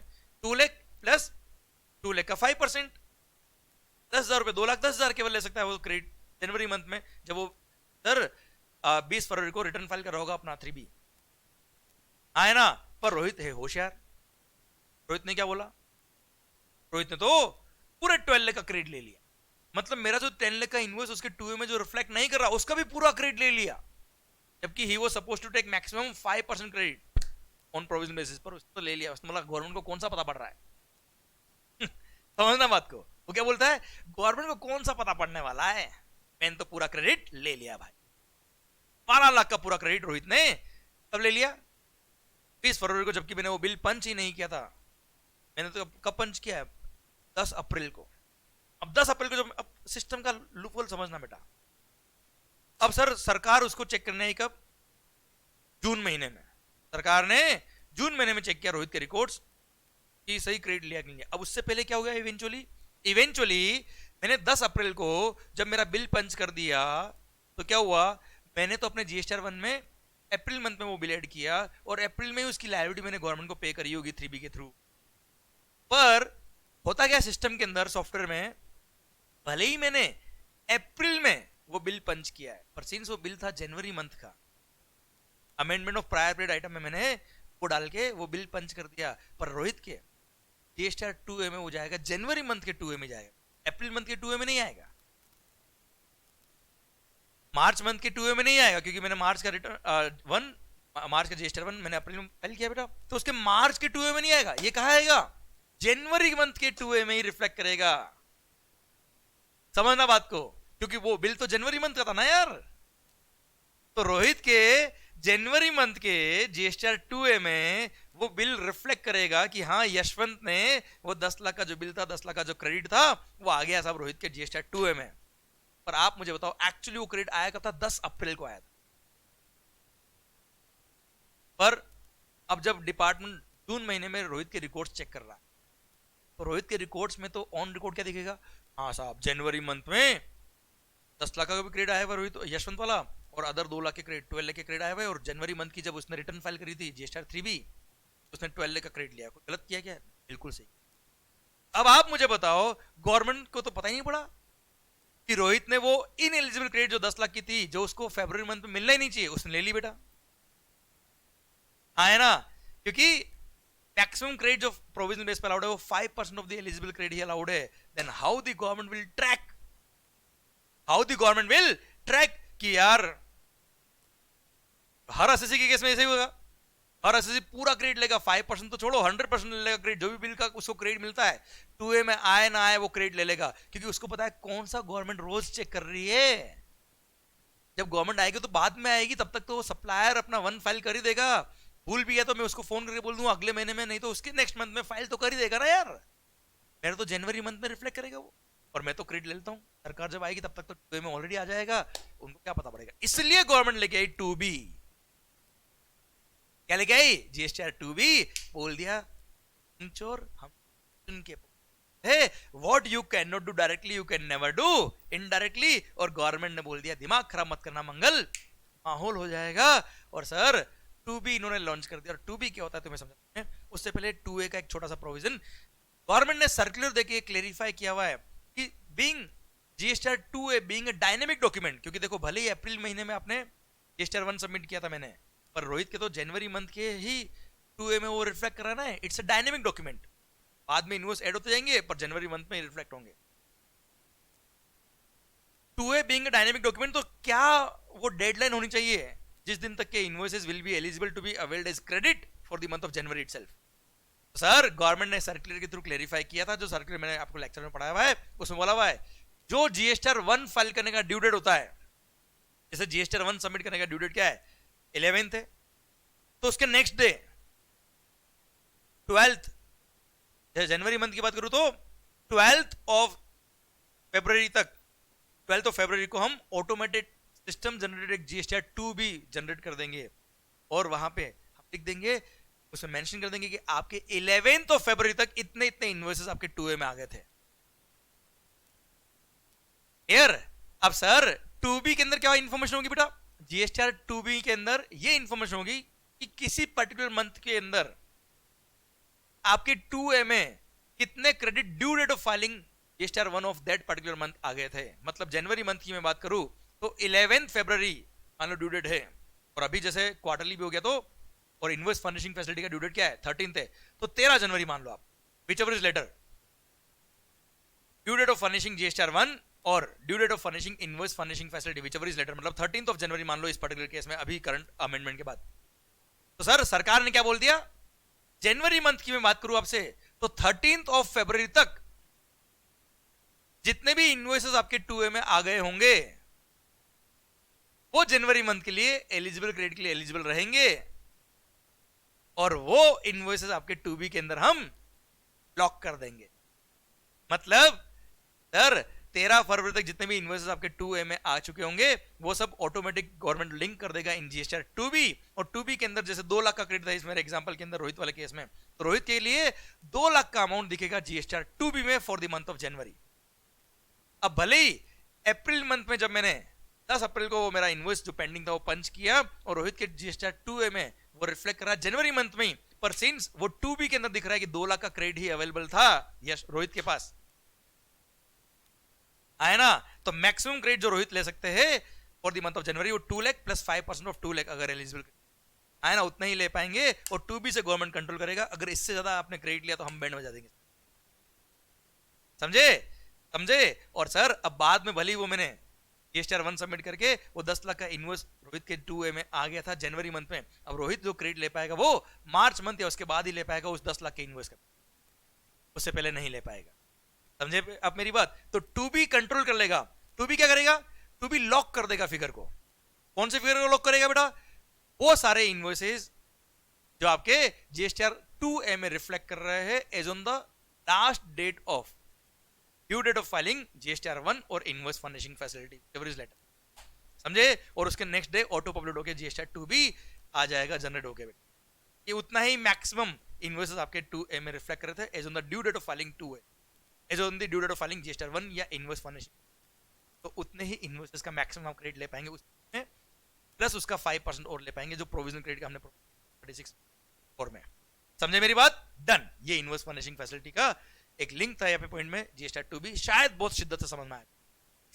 माहौल पक्का बच्चों, डन समझ में आई बात आपको ये। अच्छा अब मान लो किसी ने जीएसटीआर 1 लेट सबमिट किया, मैं जनवरी मंथ की बात कर रहा हूं, जनवरी मंथ का ड्यू डेट है मान लो 11th ऑफ फरवरी। किसने जीएसटीआर 1 लेट सबमिट किया भाई, 12 तारीख को सबमिट किया, पर कस्टमर के 2A में तो रिफ्लेक्ट नहीं हुआ था बेटा 11 तारीख तक। तो 11 तारीख की रात तक जितने इनवॉइस आए वो लॉक हो जाएंगे जीएसटीआर 2B के अंदर, तो 12 तारीख को फर्निश हो जाएगा, है ना। मतलब अगर कोई सप्लायर जीएसटीआर 1 लेट सबमिट कर रहा है या इनवॉइस फर्निशिंग फैसिलिटी का ड्यू डेट दे रखा 13 तारीख, उसके बाद अगर इनवॉइसेस फर्निश करता है किसी पर्टिकुलर मंथ के लिए तो वो नेक्स्ट मंथ में काउंट किए जाएंगे, नेक्स्ट मंथ के 2B में रिफ्लेक्ट हो जाएंगे। मैंने आपको एग्जांपल दिया अप्रैल का, एग्जांपल में फरवरी का ले सकता हूं बेटा। जनवरी मंथ का ड्यू डेट था जीएसटीआर 1 सबमिट करने का 11th, क्लियर। और इनवॉइस फर्निशिंग फैसिलिटी का ड्यू डेट था क्या 13th, तो 11th और 13th which ever is letter 13th, तो 13th February will be the date जब तक के इनवॉइसेस जितने भी आ चुके होंगे उसके 2A में उतने लॉक हो जाएंगे इन 2। अब मान लो किसने इनवॉइस फर्निशिंग फैसिलिटी के थ्रू इनवॉइस फर्निश करने में लेट हो गया और उसने 15th ऑफ फरवरी को जनवरी मंथ का इनवॉइस फर्निश किया, अब जनवरी मंथ का 2B तो लॉक हो गया बेटा। अब वो 2A में भले रिफ्लेक्ट करेगा पर बाद में रिफ्लेक्ट करेगा, पर 2B के अंदर वो इनवॉइस कब आएगा बेटा, अगले महीने में, फरवरी महीने में आ जाएगा, आया ना। तो ऐसे जब जब आप इनवॉइस लेट पंच करते जाएंगे तो जिस पीरियड का रिलेवेंट आपने इनवॉइस पंच किया है उस पीरियड के रेस्पेक्टिव मंथ में वो 2B में ब्लॉक होता जाएगा और 2B में रेस्पेक्टिव मंथ रेट आएगी उतने आप, आया ना बच्चों। ये पूरा समझाएगा, क्लियर, डन। समझे आप मेरी बात। माहौल सरकार माहौल, ठीक है सर, ओके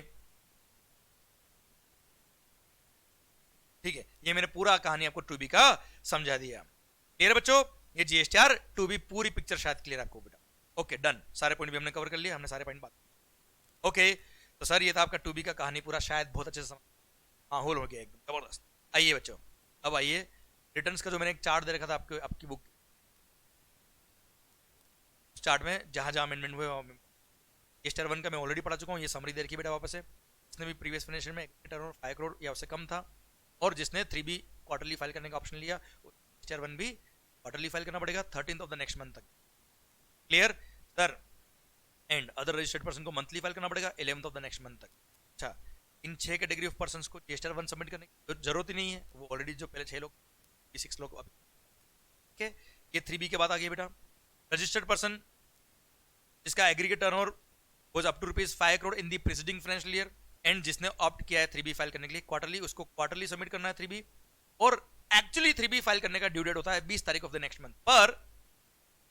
अच्छा एक बार पहले तो मैं समझाता हूं, अदर रजिस्टर्ड पर्सन के लिए क्या है, मंथली होगा रजिस्टर 3B और 20th of the next month ही ड्यू डेट है बेटा, क्लियर, ओके। जिन्होंने या तो क्वार्टरली ऑप्शन था और क्वार्टरली ऑप्ट नहीं किया, सेकंड जिनका टर्नओवर 5 करोड़ से अबव था, सब लोगों को मंथली ही जीएसटीआर 3B सबमिट करना है 20th of the next month. पर जिन लोगों ने क्वार्टर वाला ऑप्शन था और उन्होंने अगर क्वार्टरली ऑप्शन लिया, उन लोगों के लिए due date of filing GSTR 3B क्या होगा बेटा, पता है 22nd या 24th day of the next, मतलब क्वार्टरली सबमिट किया इन्होंने। कुछ स्टेट्स में अब गवर्नमेंट ने क्या किया, नोटिफिकेशन देके स्टेट्स वाइज, राज्यों वाइज अलग अलग स्टेट्स में अलग अलग डेट दे दी। कुछ स्टेट्स में तो 22nd of the next month दी और कुछ स्टेट्स में 24th of the next month is the due date of filing GST 3B दी। पर मेरे हिसाब से एग्जामिनेशन के लिए हर वो स्टेट याद करने की जरूरत नहीं है, हर वो स्टेट का नाम याद करने याद होगा भी नहीं बेटा आपसे, इसलिए मैंने यहाँ लिखा है for examination purpose 20th day of the next month ही आप याद रखिएगा, सफिशिएंट है बेटा। तो सर जीएसटी 3B भले क्वार्टरली हो या भले मंथली, एग्जामिनेशन पर्पज के लिए आप 20th of the next day याद रखिएगा। क्लियर? वैसे मैंने आपको पढ़ा दिया है, कभी एक्सेप्शनली कुछ एग्जाम में इस तरह का पॉइंट आ जाए तो ध्यान रखिएगा। 22nd और 24th of the next day depending on state to state जो गवर्नमेंट ने नोटिफाई किए। क्लियर? जिनके लिए क्वार्टरली है, जिनके मंथली उनके तो 20th of the next month ही ड्यू डेट है। अच्छा, और वही 6 लोग जो स्पेशल कैटेगरी के लोग हैं उनको जीएसटीआर 3B सबमिट करने की जरूरत नहीं होती, तो हम उसको अमेंडमेंट नहीं। ठीक है, ये क्वार्टरली वाले पॉइंट में अमेंडमेंट था जो मैंने माहौल सरकार। फिर जो नेक्स्ट पेज है बेटा उसमें जहां मैंने चेंज किया है ये रहा। चेंज तो क्या मैंने लगभग पूरा पढ़ा दिया बेटा आपको, ये वापस रिपीट किया है। Option to file GSTR 3B on quarterly basis. Clear? यहां वापस मैं बता देता हूं आपको, जिनका भी प्रीवियस फाइनेंशियल में aggregate turnover was up to ₹5 crore and, तो ऐसे केस में उनको ऑप्शन दिया गया कि आप चाहे तो क्वार्टरली जीएसटीआर 3B सबमिट कर सकते हो। क्लियर? क्वार्टरली फाइल करने का ऑप्शन ले सकते हो फ्रॉम जनवरी 2000। पर कंडीशन क्या बेटा? कंडीशन ये है, first the return for the preceding month is due on the date of exercising such option has been furnished। भाई जिस दिन आप ये क्वार्टरली रिटर्न फाइल करने का ऑप्शन ले रहे हो उस दिन उसका जो प्रीवियस मंथ था, प्रीवियस पीरियड था, उसका आप रिटर्न प्रॉपर्ली फाइल कर चुके, मतलब आपके रिटर्न पेंडिंग नहीं होने चाहिए, पुराने सारे रिटर्न आपके फाइल हो। लेकिन where such option has been exercised once, आपने अगर ये क्वार्टरली रिटर्न फाइल करने का ऑप्शन एक बार ले लिया तो ऐसा नहीं कि हर क्वार्टर में आपको वापस से ऑप्शन ऑप्ट करना पड़ेगा। इट इज लाइफ टाइम, जब तक कि आप इससे विड्रॉ नहीं हो जाते हो, या जब तक कि आप खुद इससे आउट नहीं हो जाते, तब तक के लिए आपके लिए वैलिड रहेगा। मतलब हर साल आपको अप्लाई करने की जरूरत। Where such option has been exercised once, they shall continue to furnish the said return as per the selected option for the future tax period also unless they revise the same। Clear? अगर आपने revise करते तो बात अलग होगी, otherwise आप इस option के अंदर रहेंगे। प्लस एक बात और ध्यान रखिएगा, अगर प्रीवियस फाइनेंशियल में आपका aggregate turnover was up to ₹5 crore तो आपने क्वार्टरली वाला ऑप्शन ले सकते हो, और आपने लिया अगर, तो जिस करंट फाइनेंशियल में आपने ये क्वार्टरली वाला ऑप्शन लिया, क्वार्टरली रिटर्न सबमिट। पर अगर मान लो आपका करंट फाइनेंशियल में 5 करोड़ टर्नओवर क्रॉस कर गया, if in the current financial year आपका एग्रीगेट टर्नओवर एक्सीड्स ₹5 करोड़ तो आप इस स्कीम से बाहर हो जाएंगे। पर बाहर कब से होंगे? अगले क्वार्टर से होंगे। मतलब मिड ऑफ द क्वार्टर से, ऐसा नहीं कि जैसे कंपोजिशन स्कीम में होता ना, जिस इनवॉइस से आपका टर्नओवर 1.5 करोड़ क्रॉस हुआ उस इनवॉइस से आप कंपोजिशन से बाहर है। रिटर्न फाइलिंग में ऐसा नहीं होगा। रिटर्न फाइलिंग में क्या बेटा, जैसे मान लो सर 14 फेब को जनवरी फरवरी मार्च क्वार्टर चल रहा है बेटा, आपने क्वार्टरली जीएसटीआर 3B सबमिट करने किया और 14 फेब को आपका एग्रीगेट टर्नओवर 5 करोड़ क्रॉस कर गया। 14 फेब माहौल ये अलग होता है साहब, क्या करें। और सर आपका एग्रीगेट टर्नओवर 5 करोड़ क्रॉस हो गया कब? 14 फेब को। तो सर उस क्वार्टर में, जिस क्वार्टर में 5 करोड़ टर्नओवर आपका क्रॉस, उस मंथ में तो आपको क्वार्टरली ही जीएसटी है जैसा आप फाइल कर रहे हैं। और नेक्स्ट मंथ से, नेक्स्ट क्वार्टर से, मतलब 1 अप्रैल से, इस एग्जांपल 1 अप्रैल से आपको मंथली जीएसटीआर 3B होगा, मंथली। क्लियर? समझे मेरी बात? मिड ऑफ द क्वार्टर में अगर आपका टर्नओवर क्रॉस हो गया तो सर उस क्वार्टर में तो आप कंटिन्यू करेंगे क्वार्टरली स्कीम को ही, और अगले क्वार्टर की फर्स्ट मंथ से आप regular scheme. Okay, clear, done. सरकार पॉइंट खत्म होता है अब। अच्छा ध्यान रखिएगा, फिर एक पॉइंट मैंने यहाँ ऐड किया है कि due date of payment of tax. जैसे मैंने आपको बताया था सेक्शन नंबर 39 सब सेक्शन 7 में लिखा हुआ है कि जो due date of filing return होता है वही due date of making payment of tax होता है। Due date of filing return is the due date of filing, due date of making payment of tax. पर जिन लोगों ने quarterly tax pay quarterly return file करने का option लिया है वहां सरकार का रेवेन्यू भी शिफ्ट हो जाएगा, इसलिए यहां पे गवर्नमेंट ने ये क्या, however the registered person having aggregate turnover up to ₹5 crore in the preceding and who have opted for furnishing GST 3B on quarterly basis shall also be required to pay GST on monthly basis which is explained in detail। जो हम बात करने अगला एक लगभग देखा जाए तो वही पॉइंट बचा है हमारा, बाकी सब QRMP स्कीम हमने लगभग पूरी पढ़ ली है। अब बस वो पेमेंट मंथली बेस पे कितना करना है वो हमें तो सर अब यहाँ पर वो QRMP स्कीम मैंने पूरे सर्कुलर को यहाँ एक्सप्लेन किया है, QRMP स्कीम, और जो आगे हम पढ़ चुके हैं उसको कई सारे, उसको लगभग सारे पॉइंट मैंने रिपीट भी किए। तो अब टाइम नहीं लगेगा आपको, उन रिपीटेड पॉइंट को पढ़ने की जरूरत नहीं, नए पॉइंट है वही हमें पढ़ना है। देखिए, quarterly return monthly payment scheme, QRMP scheme, this is the circular number 143। देखो सर्कुलर नंबर भी शानदार है, 143 sir oblique 13 of 2020 dated 10th of November. Since 1st जनवरी 2021 से स्कीम एप्लीकेबल हो गया हिंदुस्तान में।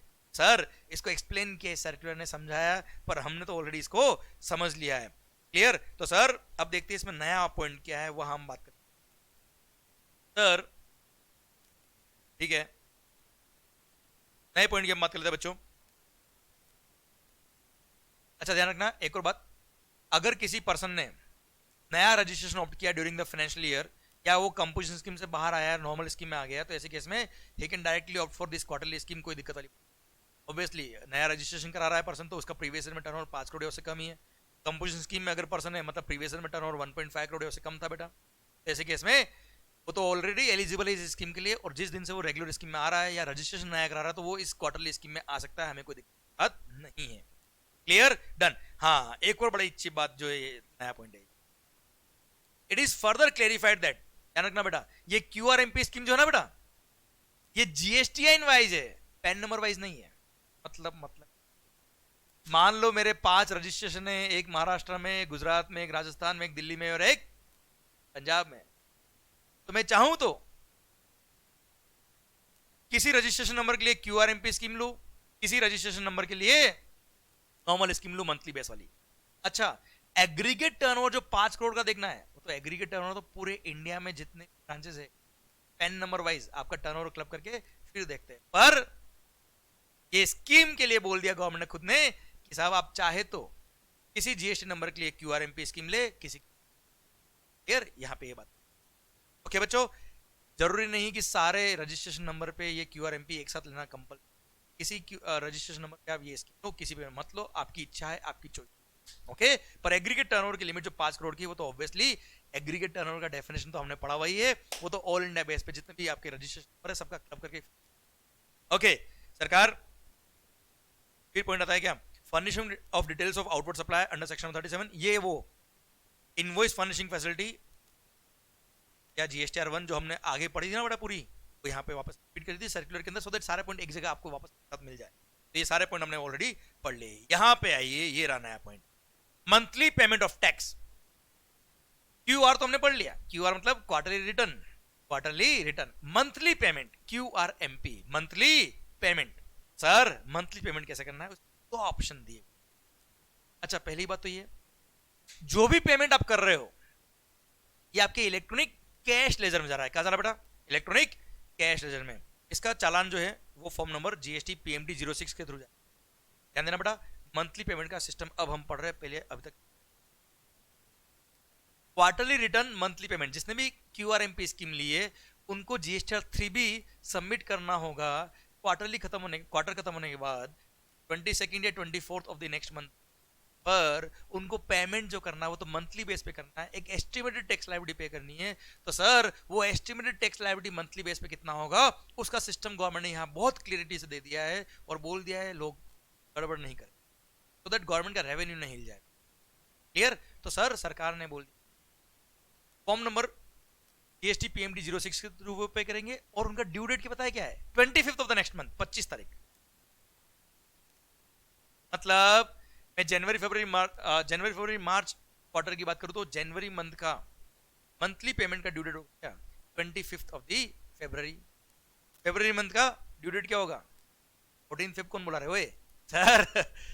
फरवरी मंथ का due date of making payment होगा क्या? 25th of March. और मार्च वैसे भी आप जीएसटी 3 भी सबमिट करेंगे। क्लियर? तो जब मार्च मंथ खत्म होगा तब मार्च क्वार्टर एंड हो गया बेटा, क्वार्टर एंड होने के बाद आप 3 भी सबमिट करेंगे 22nd या 24th of the next month तक, depending on your quarter, depending on your state. तो sir remaining amount of tax आप तब पे कर दीजिए, आए ना, जो ड्यू डेट ऑफ फाइलिंग 3 पर मंथली जो बीच के 2 महीने आएंगे बेटा क्वार्टर में, उसके 25 तारीख 25th of the next month is the due date of making payment of tax. अच्छा अब पेमेंट कितना करना है फिर उसकी बात करते हैं। अच्छा एक बात तो ये फॉर्म नंबर है जीएसटी पीएम 06। अच्छा जब आप टैक्स पे करेंगे पोर्टल पे जाके, वहां पे आपको ये वाला ऑप्शन सेलेक्ट करना, monthly payment for quarterly tax पे। सर ये ऑप्शन सेलेक्ट करके फिर आप टैक्स पे करेंगे, monthly payment for quarterly tax पे। फिर तो अकॉर्डिंग वो गवर्नमेंट का सिस्टम है बेटा, सॉफ्टवेयर ये ऑप्शन सेलेक्ट करके फिर आपको पेमेंट करना है। अब पेमेंट कितना करना है, वहां पे दो मेथड दिए बेटा।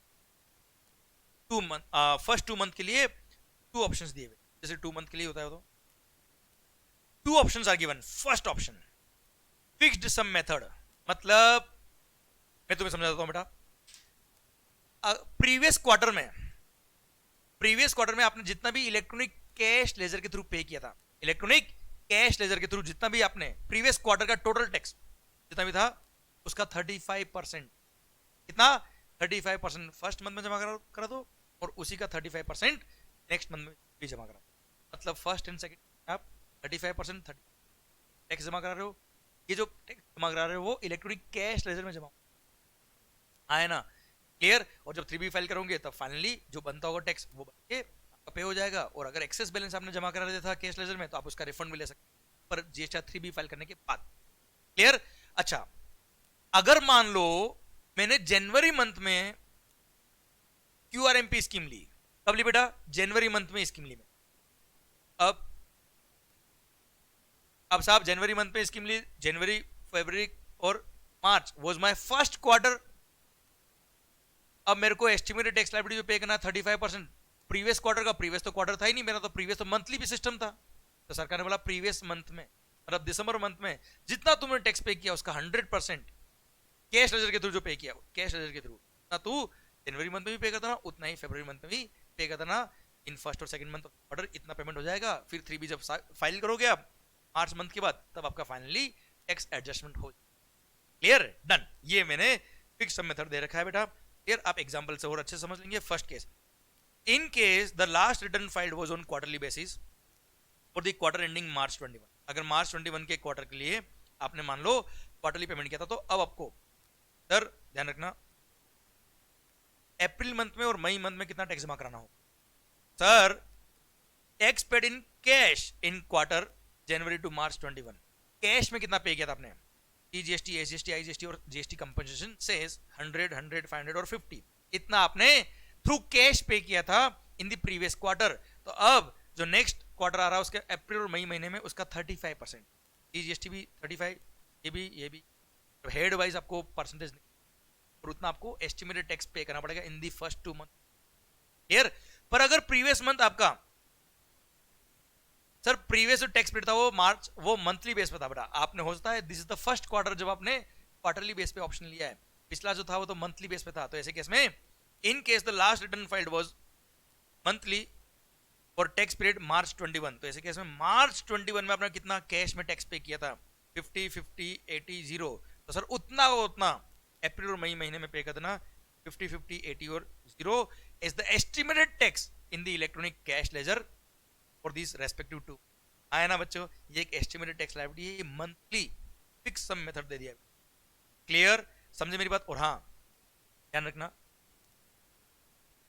अगर मान लो इन दोनों केसेस में बात, मान लो ये जो प्रीवियस क्वार्टर था आपका उसमें आपने नया रजिस्ट्रेशन करा था, previous quarter was your first month और उसमें केवल 4 दिन आपने बिजनेस किया था।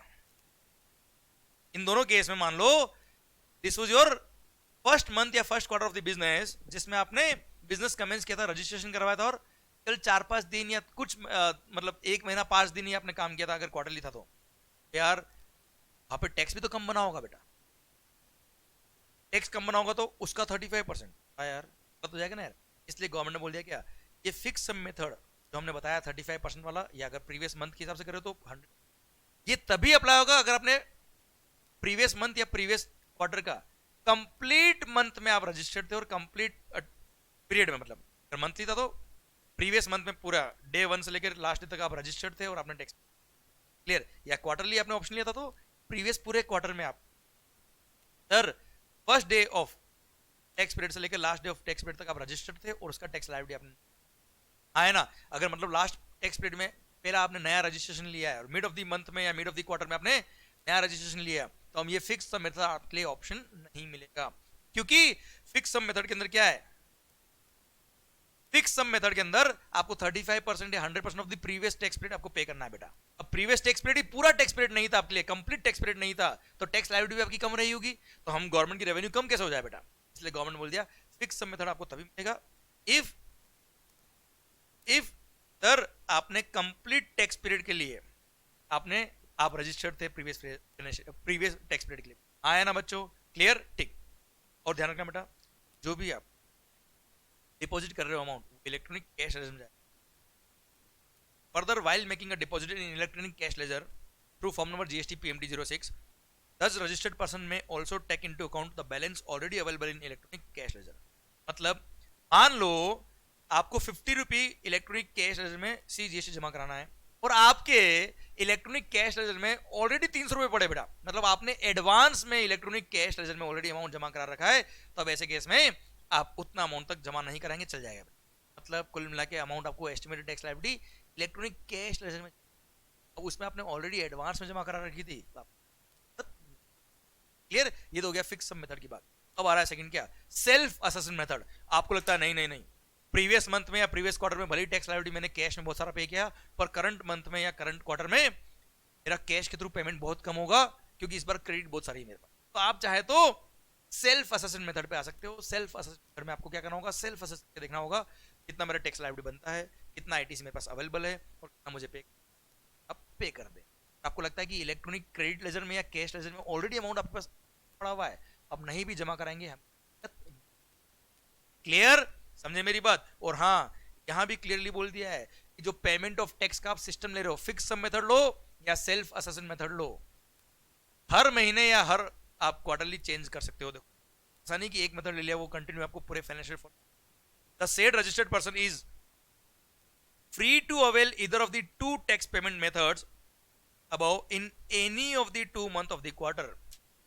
सर मतलब जरूरी नहीं है कि जैसे जनवरी फरवरी मार्च क्वार्टर के लिए मैंने जनवरी मंथ में मान लो 35% वाला ऑप्शन लिए, तो मैं चाहूं तो फरवरी मंथ में सर मंथली वाला जो सेल्फ असेसमेंट बेसिस वाला सिस्टम है वो भी ले सकता हूं। मतलब ऐसा नहीं है कि इस मंथ में मैंने सेल्फ असेसमेंट मेथड लिया तो अगले महीने में सेल्फ असेसमेंट मेथड ही लेना पड़ेगा, या वाइस वर्सा। मैं चाहूं तो मंथली जो भी ऑप्शन मैंने लिया है नेक्स्ट मंथ में लू और ना लू, मेरा हर महीने में चॉइस कर। क्लियर?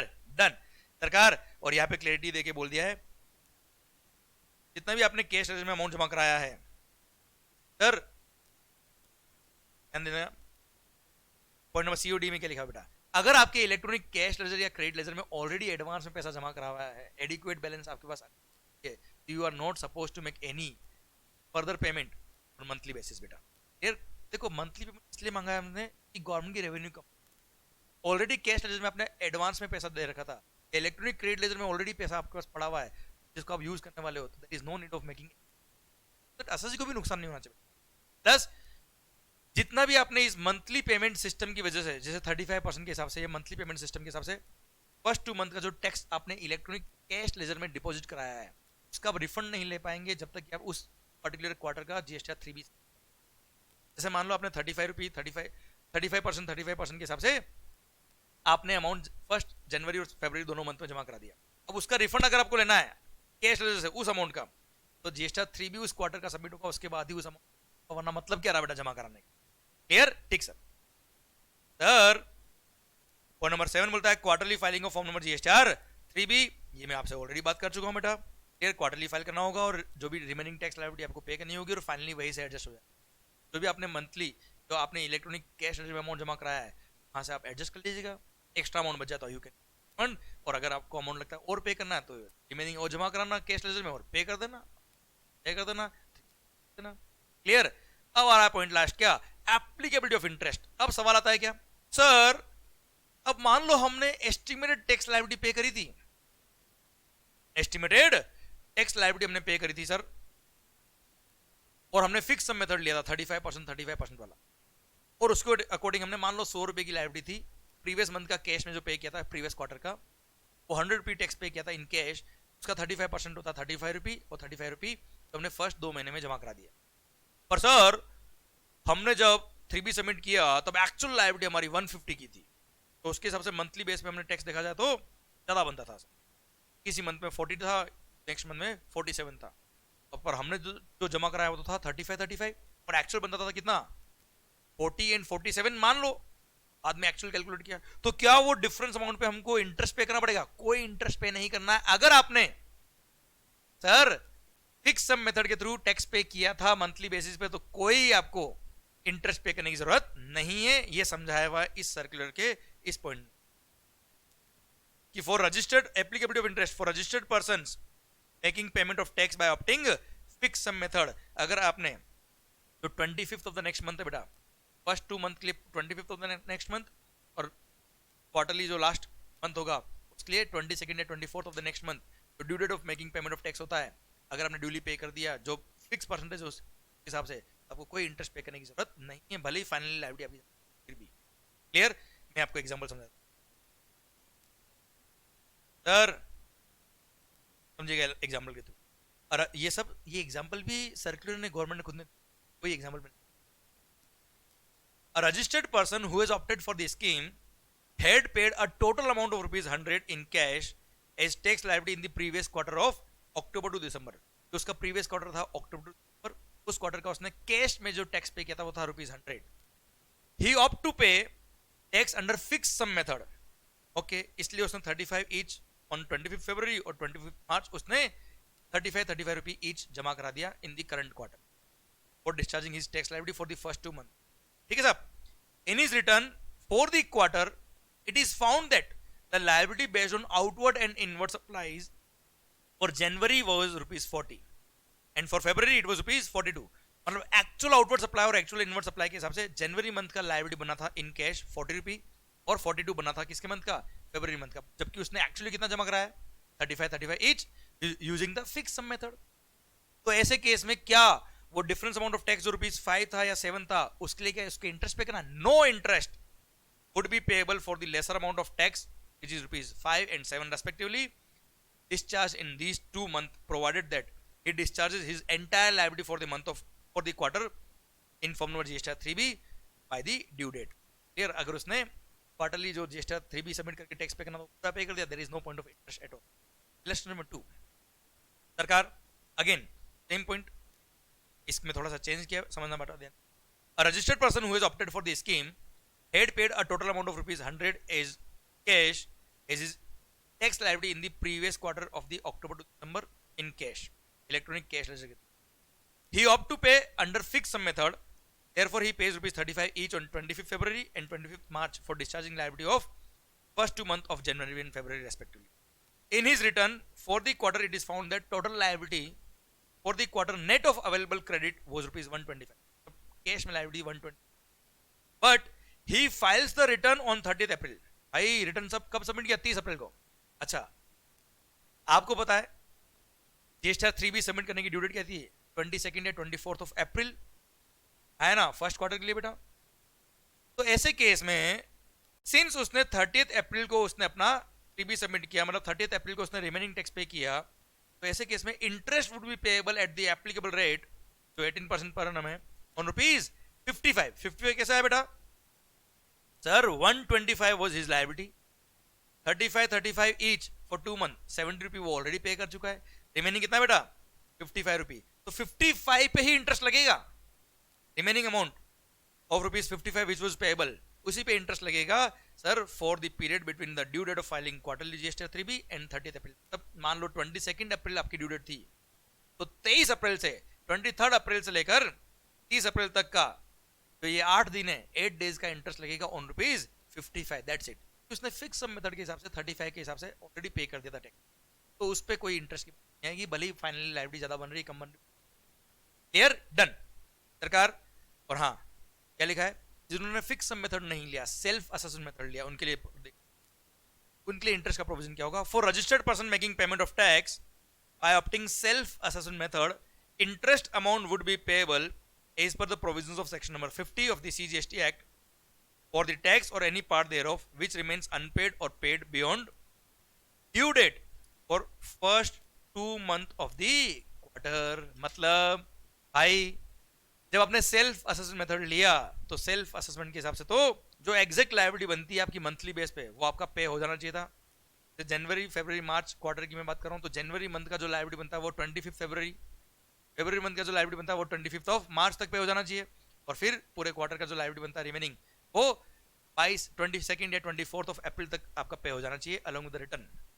अगर आपने ये पे नहीं किया होगा सर नॉर्मल जो इंटरेस्ट लगता है इस पर सेक्शन नंबर 50 जो 18% की रेट ऑफ इंटरेस्ट है वो आपको पे करना पड़ेगा from the respective due date. मतलब जनवरी मंथ का जो सेल्फ असेसमेंट के हिसाब से लायबिलिटी बनना चाहिए था, इतना आउटपुट लायबिलिटी, इतना आईटीसी, रिमेनिंग इतना पे करना है, वो रिमेनिंग जितना पे करना था और आपने जितना पे किया एक्चुअली उसका जो डिफरेंस अमाउंट होगा उस पर आपको इंटरेस्ट पे करना पड़ेगा from the 25th of February itself. जैसे जनवरी मंथ का डिफरेंस था तो 25 फरवरी ड्यू डेट था, 26 फरवरी से लेकर जब आप वो रिमेनिंग अमाउंट पे करते हो तब तक का आपको इंटरेस्ट पे करना पड़ेगा। जैसे फर्स्ट एग्जाम्पल हमने बात करी थी, उसने एस्टिमेटेड मान लो टैक्स लायबिलिटी पे करी 35 रुपी सेल्फ असेसमेंट के हिसाब से और एक्चुअल लायबिलिटी बनती थी 40 रुपी, तो 5 रुपए का जो डिफरेंस है ₹5 का उसका उसको इंटरेस्ट पे करना पड़ेगा from 26th of February itself.